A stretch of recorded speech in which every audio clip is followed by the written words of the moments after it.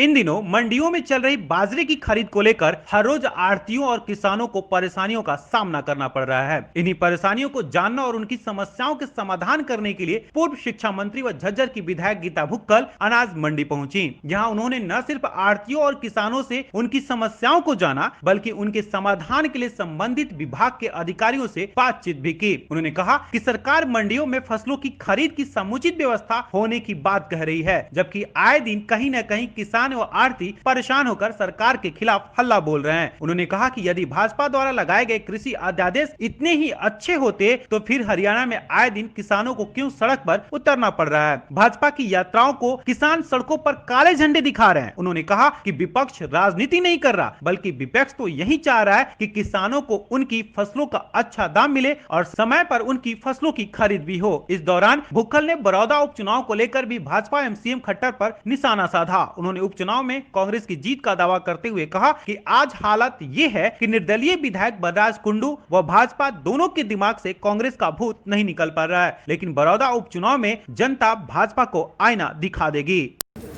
देखिए, जो ये इस समय बाजरे की परचेज जो है 1 तारीख से शुरू हो गई। सबसे बड़ी बात तो ये है कि जो हमारे किसान यहाँ पर आए, उन्होंने फसल बेच दी, आज तक 1 रुपए की भी पेमेंट उनको नहीं हुई है। मैंने हमारे जो यहाँ पर चीफ सेक्रेटरी हैं उनसे भी बात की है, सीए से भी बात की है, लोकल ऑफिशियल्स भी यहाँ पर हैं। आड़ती भी ये कह रहे हैं कि इस समय हम तो खाली बैठे हैं, क्योंकि लिमिट इन्होंने 200 किसानों को आप केवल जो है गेट पास इशू कर रहे हैं। 200 में से भी जैसे झज्जर की अनाज मंडी है, उसमें 125 के करीब जो है वो मातनहेल अनाज मंडी के हैं। तो मातनहेल के भी यहाँ पे ही आप शो कर रहे हैं। एक तो यहाँ आड़तियों की मांग ये है कि इसकी लिमिट को बढ़ाते हुए 500 कर दें, 500 नहीं तो 400 कर दें, और टाइमली, अदरवाइज तो ये महीनों तक परचेज चलती रहेगी। और दूसरा जो है, आप बार बार ये जब कानून लेकर आए, जिसका हम लोग बहुत ज़्यादा विरोध कर रहे हैं इस बात को, कि कांग्रेस पार्टी इसलिए नहीं, हमने क्या राजनीति इसमें करनी है, हम किसानों के साथ इस किसान आंदोलन में पूरी तरह से मजबूती के साथ खड़े हैं। क्योंकि आप कह रहे हैं कि न्यूनतम समर्थन मूल्य जो है आपको मंडी के अंदर मिलेगा, तो जो प्राइवेट पार्टनर्स आ जाएंगे और इन किसानों की फसल को खरीदेंगे औने पौने दाम पर, और उनको तो एमएसपी मिलेगी नहीं, तो उसके लिए सरकार ने क्या रास्ता किया है? हमारा किसान जो है वो पूरी तरह से ठगा हुआ महसूस करेगा। इसमें आपने कभी कभार जो है आड़तियों को भी बीच में चोर घोषित कर दिया। कुछ आड़तियों का कहना ये है कि जब हम किसानों की पेमेंट नहीं कर पाते तो हमारे से ब्याज लिया जाता है। तो मैं सरकार से पूछना चाहती हूँ, जब आप किसानों की जिनकी फसल को आप परचेज कर चुके हैं, 17 दिन हो गए, आपने 1 रुपया भी रिलीज नहीं किया, तो आप क्या ब्याज समेत किसानों को वो पेमेंट करेंगे? तो झज्जर अनाज मंडी में या बाकी मंडियों में ये है कि सारा का सारा ये कह रहे हैं ई गवर्नेंस। क्या ई गवर्नेंस है? मान लीजिए उसमें फेल्योर है तो यहाँ के अधिकारियों के हाथ में कुछ है नहीं। सारा का सारा पोर्टल जो है हेडक्वार्टर से मेंटेन है, उसमें किसानों के नाम आ रहे हैं। बहुत सारे किसानों की ये शिकायत है कि उनको मैसेज ही नहीं मिल रहे। कुछ लोगों को रात में, आधी रात को मैसेज मिलते हैं कि परचेज होनी है। तो एक तो गेट पास की जो लिमिट है उसको खत्म करते हुए इसकी संख्या बढ़ाई जाए, पेमेंट सही ढंग से की जाए, ताकि टाइमली जो है ये जो हमारे बाजरे की खरीद है वो पूरी तरह से हो पाए।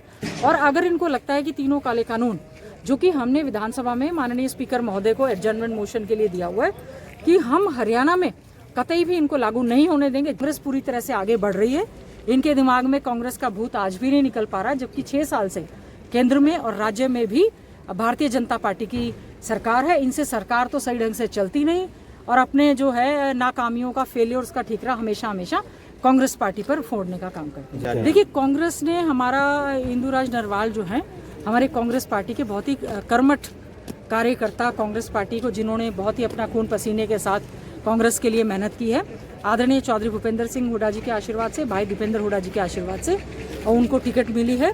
और हमें पूरी उम्मीद है कि कांग्रेस के हमारे आदरणीय श्री कृष्ण हुड्डा जी, जो कि कांग्रेस पार्टी के बहुत ही वरिष्ठ नेता थे, उनके देहांत के बाद ये सीट खाली हुई।